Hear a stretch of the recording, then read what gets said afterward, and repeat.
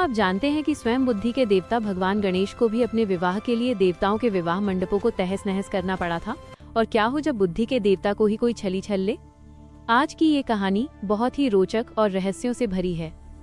अगर आप भगवान गणेश के सच्चे भक्त हैं तो अभी इस वीडियो को लाइक करें और हमारे चैनल को सब्सक्राइब करके कमेंट में जय श्री गणेश जरूर लिखें। चलिए जानते हैं ये अनोखी कहानी।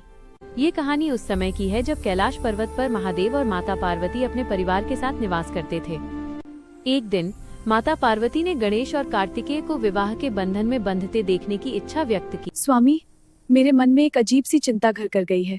हमारे दोनों पुत्र बड़े हो गए हैं किंतु अभी तक उनका गृहस्थ जीवन आरंभ नहीं हुआ। मैं चाहती हूँ कि वे दोनों शीघ्र ही विवाह कर लें। देवी, हर जीव के जीवन में विवाह का एक समय निश्चित होता है। गणेश और कार्तिकेय का भाग्य साधारण नहीं है। देवी, सब कुछ समय पर छोड़ दो, सब व्यवस्थित हो जाएगा। उस समय गणेश जी की बुद्धि केवल ज्ञान और साधना की ओर थी। जब उन्होंने अपनी माता को चिंतित देखा तो वे उनके पास गए। माता, आप मेरी ओर से बिल्कुल निश्चिंत हो जाएं। जिस कारण से आप चिंता में हैं वह अकारण ही समाप्त हो जाएगा। माता, मैंने निर्णय ले लिया है कि मैं आजीवन ब्रह्मचारी रहूंगा और विवाह के बंधन में नहीं बंधूंगा। इतना कहकर गणेश जी ने अपने माता पिता के चरण छुए और वन में तपस्या करने के लिए चले गए। वन में गणेश जी ध्यानमग्न थे। उनकी तेजस्वी और शांत मुद्रा को देखकर धर्मध्वज की पुत्री देवी तुलसी, जो स्वयं अपने लिए वर की खोज में निकली थी, बहुत प्रभावित हुईं। वे गणेश जी के विचित्र रूप गजमुख के बावजूद उन पर मोहित हो गईं। यह कितना दिव्य स्वरूप है। साधना में लीन ये देवता मेरे लिए ही बने हैं। तुलसी ने साधना भंग की और गणेश जी से विवाह का प्रस्ताव रखा। देवी, आपने मेरी ध्यान साधना में विघ्न उत्पन्न करके अच्छा नहीं किया। मैं ईश्वर की भक्ति में लीन था। मैं विवाह नहीं कर सकता क्योंकि मैंने ब्रह्मचर्य का प्रण लिया है। कृपया आप यहाँ से चले जाइए।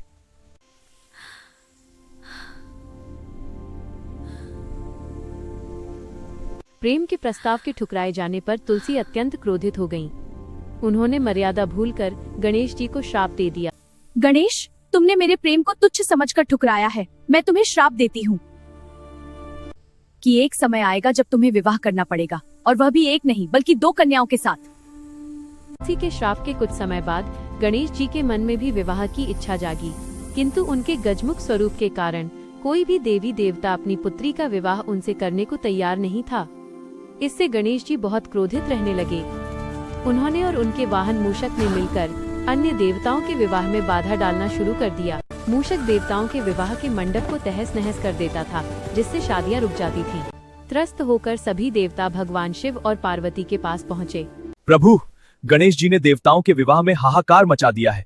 मूषक ने सभी मंडप तोड़ दिए हैं। इस समस्या का समाधान केवल ब्रह्मा जी ही कर सकते हैं। आप सभी ब्रह्मा जी के पास जाएं।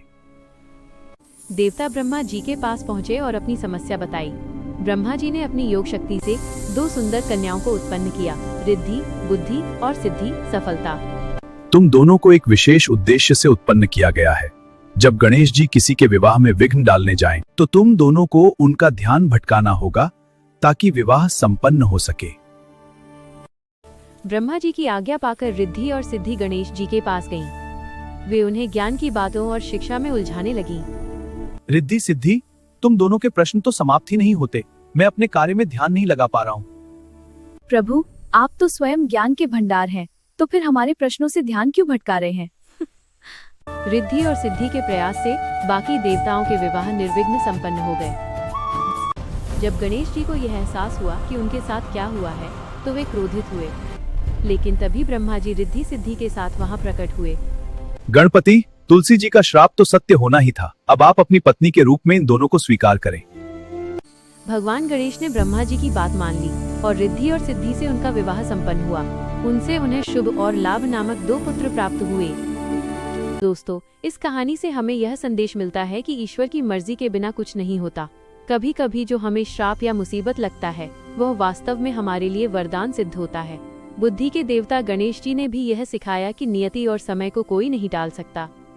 अगर आपको ये कहानी पसंद आई हो तो इसे अपने दोस्तों के साथ शेयर करें और हमारे चैनल को सब्सक्राइब करना न भूलें। धन्यवाद।